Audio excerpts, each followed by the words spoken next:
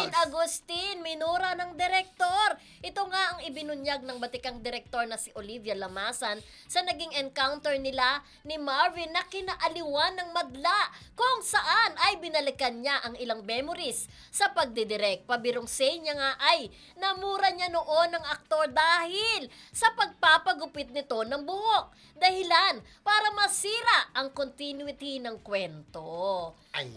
Oo, dapat kung ano yung iniwan mong last na eksena kasi ganun pa rin ang magiging itsura mo, Correct. di ba? Kasi- Magagalit talaga ang direktor. Kasi mga continuity, kagaya ng mga damit, di ba? Oo. Ako, ang damit mo, kinuna ka mo, nasa palengke, namamalengke ka, yun ang suot mo, nakapambay ka, tapos kinabukasan, parang iibayin mo. Halimbawa, cut! Magtitake kayo ulit. Ito, kinabukasan, karugtong ng eksena. Iba na yung damit mo. Ay, hindi dapat ang gamitin mo yung sinuot mo pa rin nung natigil yung eksena natin. Continuity kailangan. Kaya dapat talaga ang wardrobe, Oo, laging alam. tinitingnan yan. Or else award. Yes. Kasi yung buhok niya, actually si Joshua, yung pelikula nila dati ni Marcel Soriano, di ba? Ang galing-galing ni Marcel din, ha?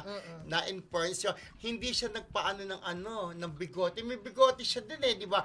Kahit na saan siya magpunta, parang sinasabi sa kanya para maging clean looking ka, pag mag-ait-ait ka, ait-ait ka.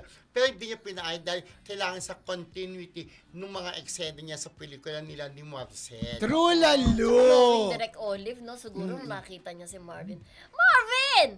Ba't kaya ng hair mo? Yung sa isang serye yun Bakit ka nagpagupit? Dapat yung Correct. dati pa rin. Kasi Oo. ang mga taong audience, kahit nga tayo, di ba, napapansin natin, kanina mataba siya, Oh, pumayat may siya. ganon. Di Oo. ba? Correct. Sa sunod na eksena, ano ba yan yung buhok niya kanina, ganyan. Ganon. Ba't ganun na naman?